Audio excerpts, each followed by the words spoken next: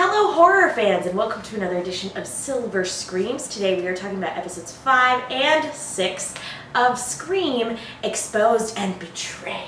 We may have missed a week for Comic-Con.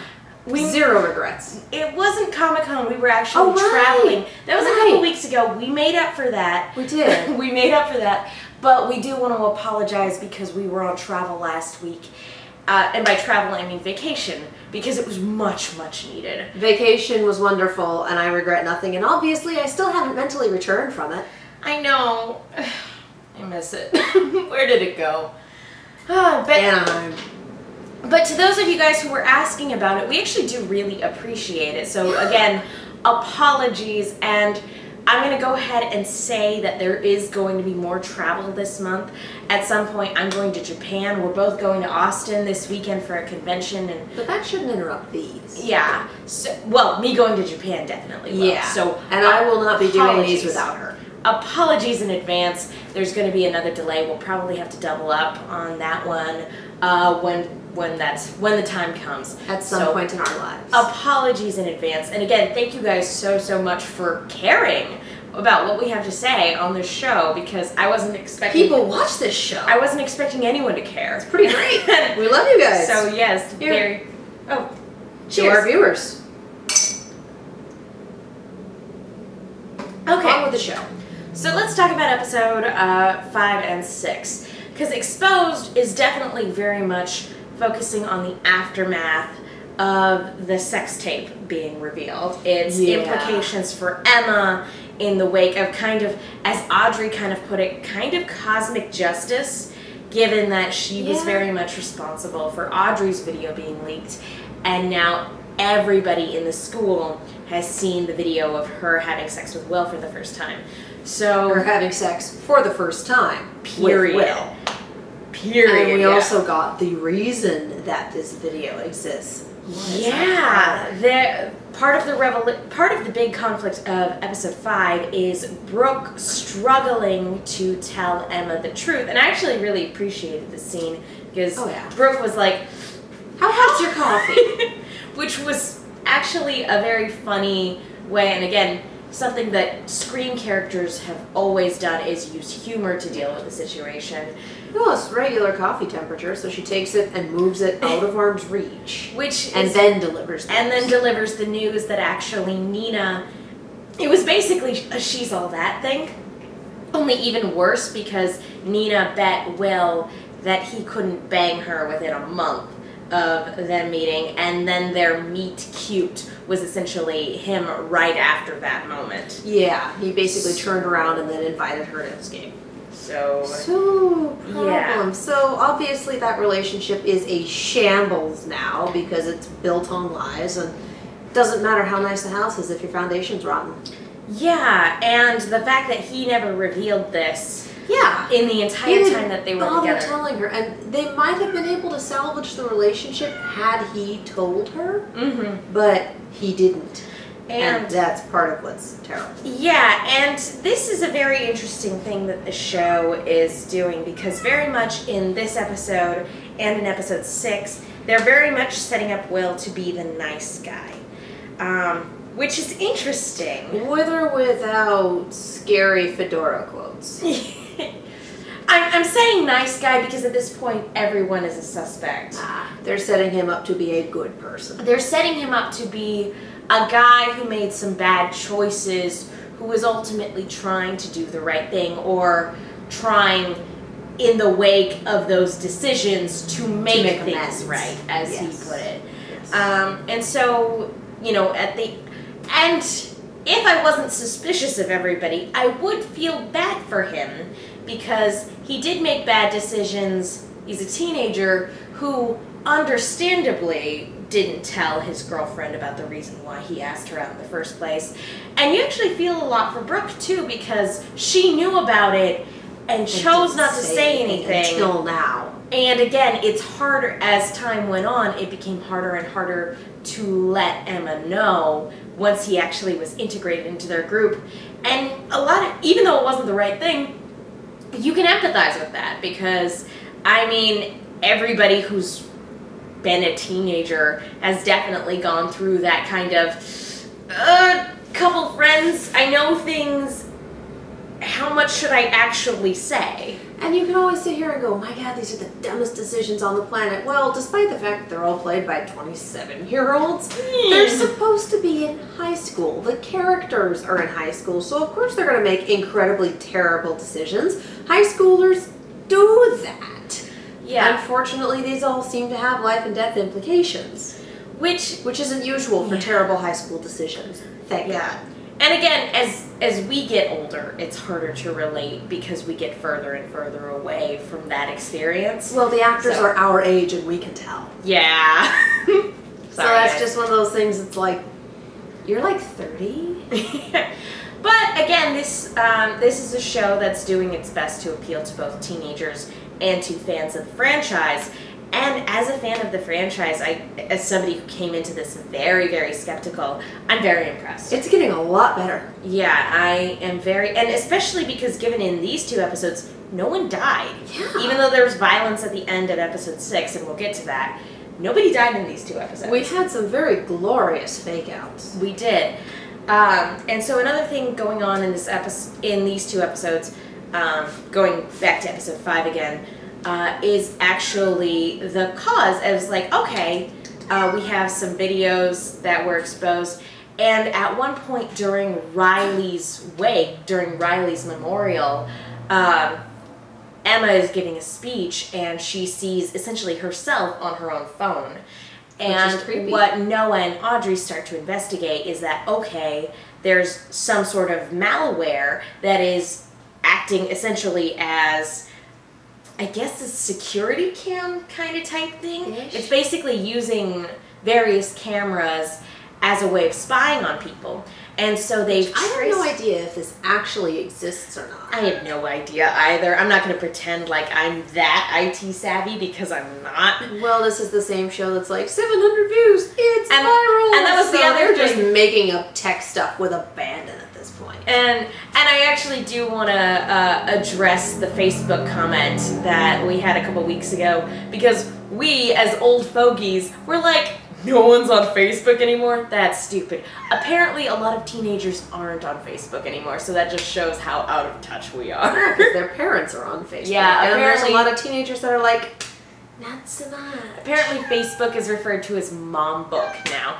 Hey, cat. Cut it out. The cat wants attention, which is what that noise is. The show isn't about you. Anyway. Come here. Anyway, to get back to this, basically Audrey and Noah in their investigation trace it back to their professor, and by professor I mean teacher because this isn't a college. Professor. He might as well be. He's 30 or 27 or something. He's 7 years older than the actress playing Brooke, somehow. Anyway. That doesn't seem physically possible. It really doesn't. I don't understand it. Because he's such a baby face. But anyway, this comes as a great shock to Noah because he's his favorite teacher. And so what they do is they kind of sneak into his room, and they actually find out that there were 2 student aides, that yes, his computer is the source of this, but there were 2 student aides, one of whom was Tyler, one of whom was Riley. So it's very much, he is tied to this somehow, but Noah isn't entirely convinced that the teacher wasn't actually just a pawn in Nina's scheme. And as IT department, this is driving me crazy. This is why. She's an IT professional. I'm an IT professional at a high school.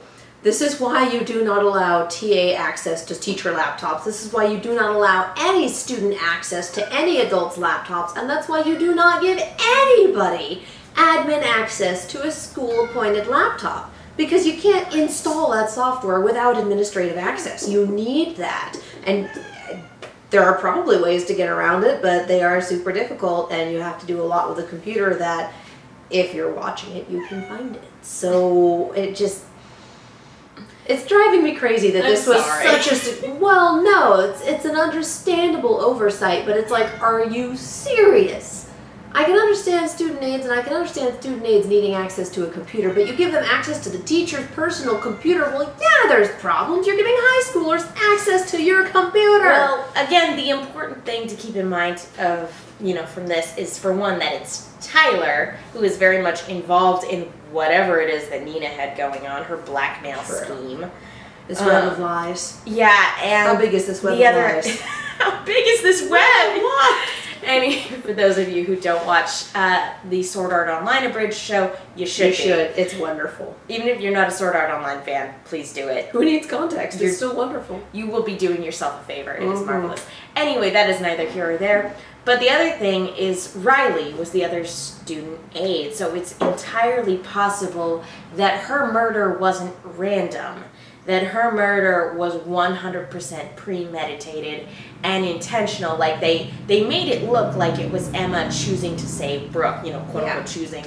But it could have been that they didn't want, whoever's responsible for this, didn't want what Riley knew getting out.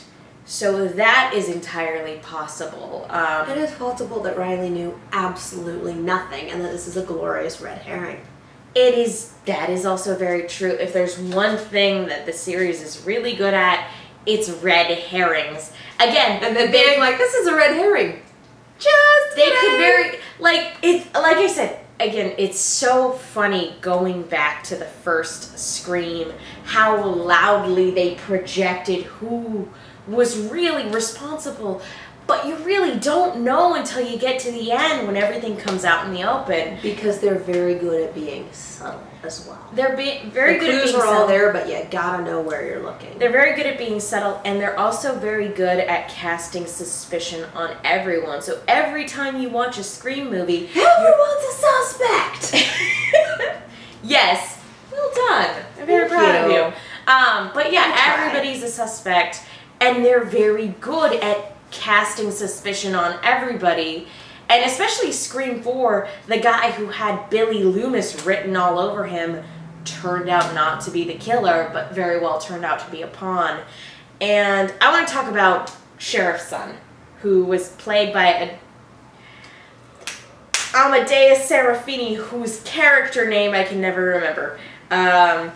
I don't know. I don't remember anyone's name. But he actually... I keep saying that eventually they will kill off enough characters that I will remember their names. Everybody.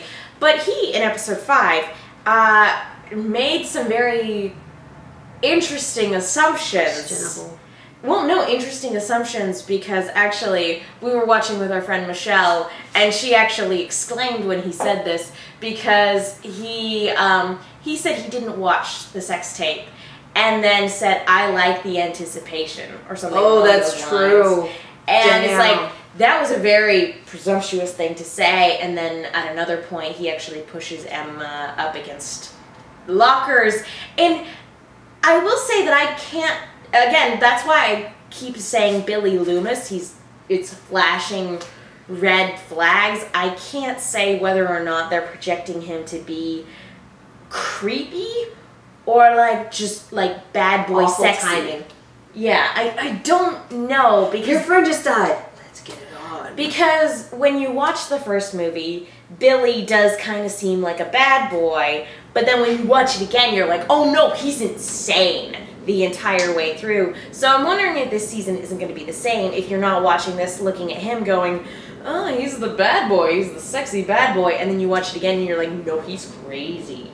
Well, that's everyone cool. here, we've got some people with some massive, almost sociopathic tendencies going on here. Oh, hey, let's film my friends having sex and release it on the internet because we can. Oh, hey, let's film people and blackmail them. Oh, let's do this. Oh, let's do that. Because teenagers are monsters? That's what I'm kind of getting. I don't even think it's teenagers are monsters. I think it's these particular people in this super affluent community. So rich white people are monsters. Have you read Lord of the Flies?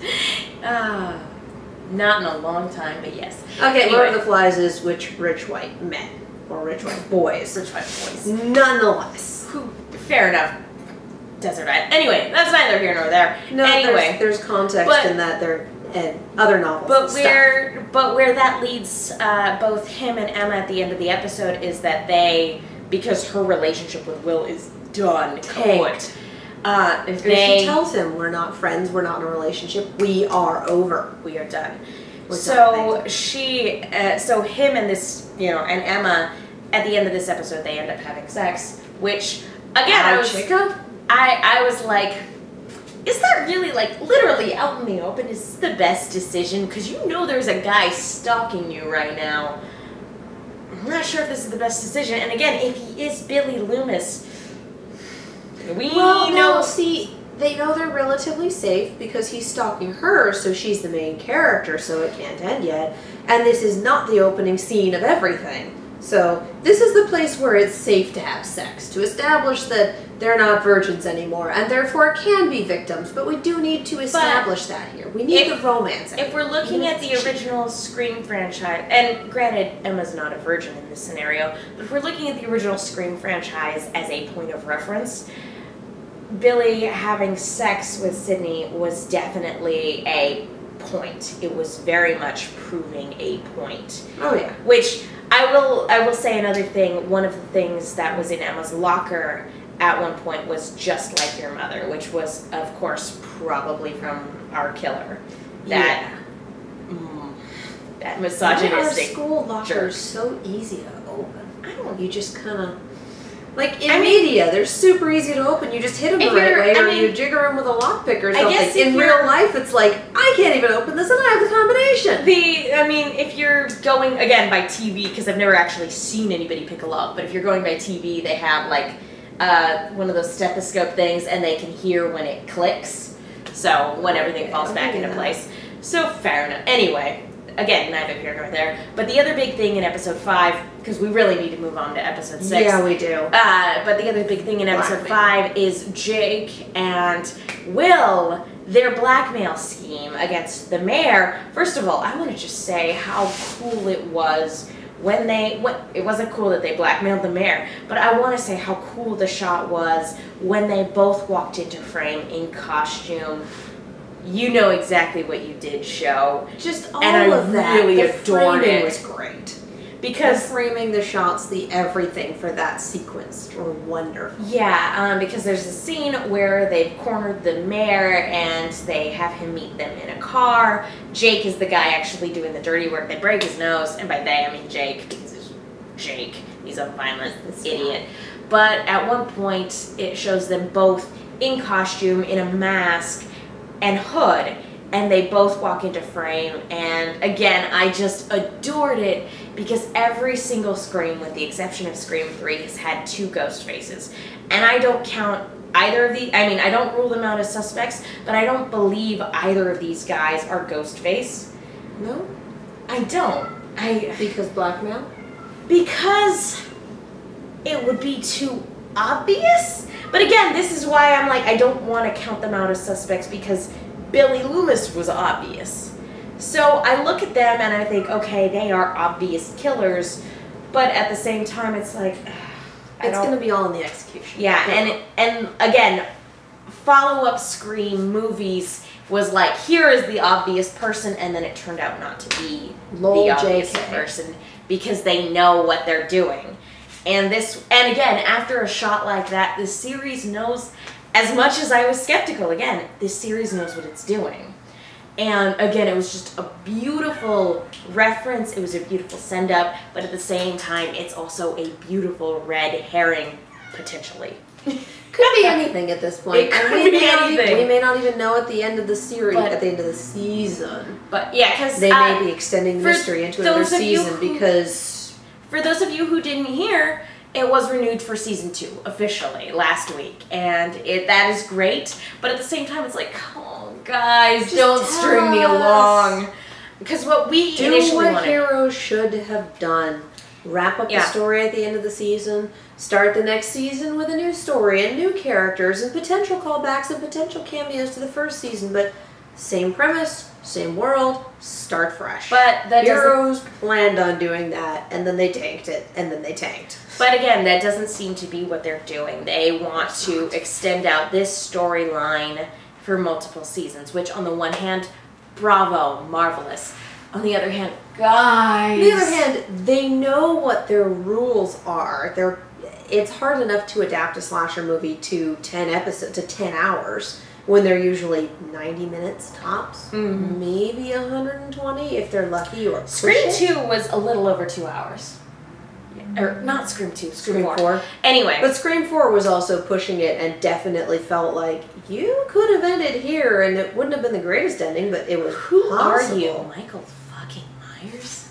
So great. Something like that. Anywho. So it's going. So, but the other big thing in this episode, again, before we need to move on, is that when things aren't going well with Will and Jake goes to Brooke, and it turns out maybe her mom... Grace. Maybe her mom isn't in rehab like her dad claims. Maybe because she's super dead. Because Jake shows her the video that was being used to blackmail her dad. And it's under the premise that it's Will doing the blackmail and Jake is trying to do the right thing. And it's him taking what looks like a body out from his trunk. Some big thing wrapped in sheets that he's lugging around. And it definitely looks like a body, and her mom has been missing, presumably on travel, and right now her father is claiming that she's in rehab. Yeah. So that basically wraps it up for episode 5, and so let's go ahead and move on to episode 6. Episode 6 is Betrayed, and basically, and another thing, producers. Another thing from episode 5 is that the sheriff has now been taken off the case, and that there is a new detective who used to be an old flame, and now the sheriff and Emma's mom totally having a thing, and he's doing the walk of shame out at the beginning of this episode. Let's talk about this dream sequence, because after she and Sheriff's son, whose name I can't remember, get it on, they go out to Brandon James' house, I believe. Anyway, it's a dream. Who cares? Sexy. And he disappears. The killer calls her, and then the killer appears. She gets stabbed, takes off his mask. Very Scream 1, very Drew Barrymore. And it's her behind the mask. And saying, it all ends with you, basically. And that's when she wakes up. Looking actually not perturbed at all about the creepy dream that she just had. It was a very... Although, again, to be fair, when I have nightmares, I don't like they do in movies. I very much am like, that was a weird thing that happened. You jerk awake, you don't just kind of, Yeah, no, I don't look that pretty when I wake up. Yeah, after I never look that pretty. She's gorgeous. But anyway, so what we have here, let's talk about Emma and her mom in this episode, because... Actual legitimate conversation. Wow, this is a rare thing. And actually revelations about Brandon James, because guess what, guys? We're still calling him Ghostface. Random commenter who told us not to. We're still calling him Ghostface because, especially now, because it's entirely possible that Brandon James was not responsible for those murders. So I'm wondering if it's someone who is just kind of either did do the murders that Brandon James got blamed for, or is capitalizing off of the legend of someone who may very well be horribly misunderstood. And it's entirely, again, not to rule anything out, because at this point still anything is possible, but it's entirely possible, based on Emma's mother's story, that Emma's father is actually responsible for those murders. And it could be that the killer doing things now is taking revenge on him, and or is him, because we have yet to see him.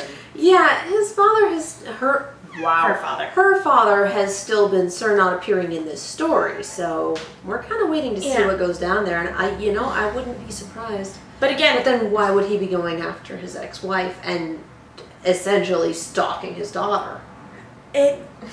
Awful way to do things. It could be that he is a red herring. Then again, murder is an awful way to do things too. Well, in the same way that Sydney's father was being set up as the killer in Scream 1, so it's very possible that they're setting him up to be a fall guy. Parallelism. Yeah, parallelism is so great. And can I just, just talking about Ghostface in this episode, because he's Ghostface, once again, I will hammer that home. He did the head tilt. Shall I break out my toolkit? He did the head tilt, it's so wonderful. We all just kind of... But yeah, no, and again, it's subtlety. It's the little touches that make this character what he is. And so, okay, so that with Emma, and that is a huge revelation, and basically her mom telling her this is basically her telling her to stand by Audrey, who is the primary suspect due to DNA evidence, which is on either the mask in which they found the rotting head. Which is either a result of the crime scene being compromised and or 100% intentional from the killer, or accidental if Audrey actually is involved. Because remember, when Rachel was killed, Audrey's voice was at the other end of the phone, and right now we're under the assumption that Ghostface just has that magical voice changer from the third movie that just allows him to imitate anyone's voice and or cut up audio together. I'm going to go with intentional tampering. Yeah, definitely, for sure. Because that face was rotting inside that mask, and you'd think that would screw some things up. So, and I don't claim to be an expert on any form of criminal forensics, but yeah. And that was a super pristine mask. It was. There wasn't anything on it. And let's talk about this new detective, because she and the sheriff definitely had romantic involvement. Like, they were very much an on-again, off-again couple, especially when there was alcohol involved. And now that he's sober, they are no longer a thing. And so her taking over this case is very much a trying to jab at him because they are no longer involved.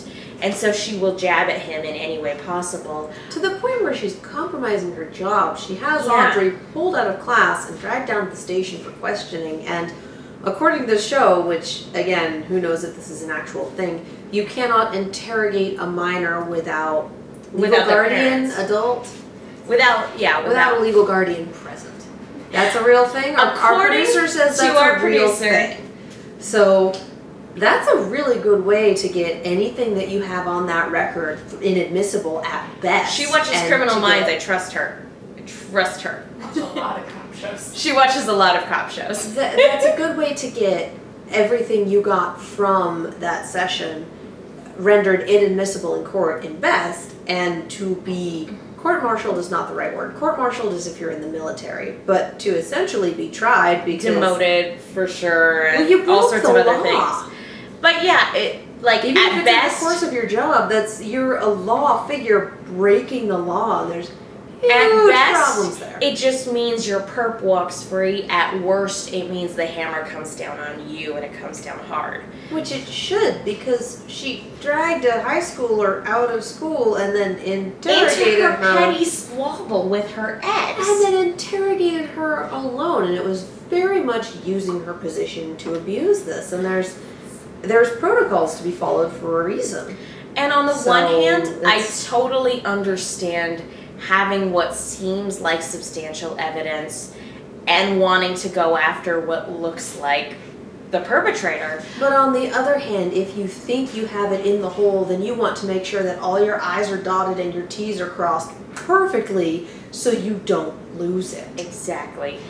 So yeah, and her and the sheriff, because the sheriff has been given a leave of absence, so to speak, in the wake of his less than thorough attention to details and things like that. And again, this is somebody who was brought in by the mayor, so I can't help but wonder if she and the mayor don't have a connection, and if maybe they're just not looking to pin it on somebody, because the police force was very, very quick to pin it on Tyler. Now that he's gone, who can they pin it on? Who can they blame? Who can be their scapegoat so that this goes away? Don't live in a town where the police and investigative reporters are bad at their jobs. Oh, how it should have ended. Lo and behold. Well, speaking of investigative reporters, I really appreciate our Gail Weathers, who is our podcast. And actually, we were talking about this during the show tonight. Why aren't they releasing a weekly podcast from her? Because it's every too week? much work. I would listen to that badly. I feel like there are people who would almost listen to that on its own. I would listen to that without on the its franchise. own. But just that is potential you guys missed out on this season. Do it next season, please. If she survives. If she survives, and if she doesn't survive, bring in another Gail Weathers. to podcast what happened because I didn't realize I needed this in my life until you realized right you needed it in your life. Exactly. But she got clonked pretty hard at the end of this episode and didn't seem to be regaining consciousness in a hurry, so we don't know if she's alive. Because we kind of had like a little bit of a deep throat scenario with Will coming to the mayor, returning the money that he gave to him and Jake. And this is after Brooke confronted him saying, hey, you know, you did this, you need to stop. And he kind of went, what? I didn't, what? Well, because Jake is very much set up. Conniving, charismatic, beat him to the punch. Again, the two of them are very much giving off a Billy and Stu vibe to varying degrees. And again, as much as they're trying to present Will as a good guy, they're equally trying to set up Jake as a bad guy. And again, it would be very easy for either of them to be the killer in this scenario. And especially after that weightlifting scene, which was very reminiscent of one of the Nightmare on Elm Street movies. For those of you who know, you know. I don't want to talk about this scene because it's super gross. Anyway. Appreciate that. It was awful. But it was very similar to that scene, just with Will lifting weights and Jake being like, I'm not your spotter. You shouldn't do this without a spotter. Anyway, so again, Jake is very much, and Jake and Brooke actually do their kind of own investigation, and they don't find a body, but they find a little bit of a bed sheet. The guest room bed sheets. Exactly. So it could have been a deer. He could have hit a pedestrian. Which it could have been. That's my theory right now, is that he hit a random pedestrian and is kind of trying to sweep that under the rug. I don't buy him as the killer right now. But yeah, I have no idea if there's any open missing persons cases. But regardless of whether or not he's the killer, I thought it would be hilarious if he hit Brandon James. Like, that turned out to be the body. I know what you did last summer. But the point of this is that even if he's not the killer, he was very much prepared to kill Will in this scenario up until Will said, I hope I don't get killed for doing the right thing. And then he gets taken out by Ghostface. And yes, and this is when we have both him... Because the mayor leaves. Saying, remember, there's still a killer on the loose. And then the podcaster comes out and says, well, this was kind of the bonus chapter I never knew I wanted. And you realize he just threatened to make you the next victim, right? Lights go out. Noise is made. Lo and behold, they are locked in. And Ghostface gets the jump on them. Yeah, and she gets knocked out, and Will is very much dragged out after being stabbed. I'm not ruling either of them out, but Will being stabbed could, again, be a red herring because we've played that game before with Billy Loomis being killed by Ghostface. So, but again, he did the head tilt. It was so great. Yeah. And I will say that this ending sequence was actually a really good thing because even though we didn't see anybody die in these 2 episodes, that was a great suspenseful moment. Oh my gosh, yes. Some really great camera work. I love mirror shots where it shows a shot of a distorted mirror or just a regular mirror. There are a lot of really creative things that can be done with that just from a composition standpoint. I adore those shots, and using those as cutaways was really good, and it was really great setup, just having the mayor say that, leave, and then having Ghostface appear. It was a really good, well thought out sequence. And give them credit, they tried to leave. And I will say, they actually did. I mean, they hung around to talk about things for a bit, but you don't want to leave at the same time as the mayor. No, that's bad. Although the way it's set up, it could be like the mayor's Ghostface. The mayor's Ghostface. He's not Ghostface. He doesn't strike me as somebody who's But that smart enough to timing be was Ghostface. super convenient. Yeah. Again, this series is very good about shedding light on everybody as a potential suspect. Yeah. And again, even though our podcaster is knocked out, she could have been knocked out. And even though he was stabbed, she did seem to be struggling pretty hard, though. Yeah. Even though Will was stabbed, it could again very well be an act. You know, corn syrup. Still stabbed, but anyway. But yeah, so a lot of really good stuff in these 2 episodes. And then again, the main thing with Audrey and Emma in this episode, and even Noah, was the idea that this SD card had potential evidence that linked Audrey to Nina's death. And for a while, it looks like that because she's openly threatening. Breakdown. Yeah, against Nina for what she did. And pointing out that people like Nina do stuff like this and they get away with it and they marry billionaires. And you're like, what? And wear Prada and never have a problem in their lives. Like, and she's not wrong. Not wrong. Yeah, 100%. But according to Audrey, and Emma ends up standing by her and giving a false testimony saying, no, she was with me that night. She was trying to protect me. She didn't want to throw me under the bus. Again, 100% false, even though Emma is 100% okay with signing an affidavit saying that it is true. But she's basically listening to her mother and following her heart. And whether or not that leads her astray has yet to be seen. But she gives the SD card back to Audrey. And it looks like their friendship, it looks like it was being repaired before, but it looks like they are 100% on their way back to being real friends. Well, and Audrey tells Emma that the person she was with after the camera went off took the keys and threw them out the window, yeah, so she couldn't go drive and she couldn't go do anything to her. Rachel 100%, I say that a lot apparently, prevented her from actually doing something that she would have regretted, and that the reason that she kept it was as a reminder of what she was capable of, and also as kind of a memento because it was one of the last video recordings of Rachel's voice. So again, whether or not she's telling the truth is still up in the air because we don't know whether or not Ghostface has a magical voice changer that can imitate anybody's voice. I'm going to go with yes. Or yes. if Audrey really is involved. I'm going to go with yes because this series doesn't understand technology. Neither do we, apparently. We're out of touch with the kids these days. So yeah, basically these 2 episodes were really great. I'm very impressed, and even though we didn't have a body count in either of these episodes, we didn't need it. A lot of really good. Well, I guess technically one body that was being pulled out of a trunk. Dead. It might not even be a body. Yeah, suspiciously sheet-wrapped package. Yep. Any other thoughts? Because it looks like again that the next episode is hide and seek, as the killer puts it. I cannot wait. They've actually gotten me excited for this, and I actually care about people, so bring it on. Being invested. How about that? Who would have thought? Not me. Any other thoughts about these 2 episodes or about what we have to come? I'm through an entire glass of wine. It's no longer thinking time.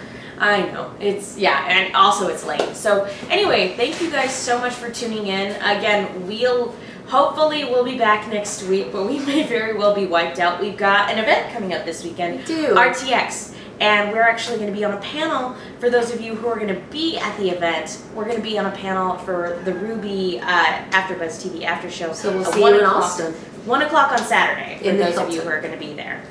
So, super exciting. Do we have any other events or announcements that we should make? Not that I can think of. That's the big one. The other thing is that we did another Gravity Falls vlog, so be sure to check that out if you haven't already. And at some point, I plan on doing a Twitter account for Silver Screams, a specific Twitter account for this show. Right now, it's just the hashtag Silver Screams. If you want to keep up with future updates, like say when we're out on travel and can't do an episode. Also subscribe to Megan's channel. You could definitely do that. Subscribe, leave a comment. Let us know what you guys thought of these 2 episodes. Yeah. And you can follow Katie on Twitter at Kiaxet, Kiaxet. You can follow me on Twitter at TheMenguin. That's TheMenguin. Again, we'll get Silver Scream set up eventually. We'll get updates to you guys. Use the hashtag for now, Silver Screams. We're still working on finding a good account name because Silver Screams is sadly taken. Of course it is. Upset by that. So I call dibs. Everything. Anyway, again, we want to hear what you guys have to say about this. Keep the conversation going. Thank you guys so much for tuning in. Thank you for caring about what we have to say. And yeah, we will see you guys next time.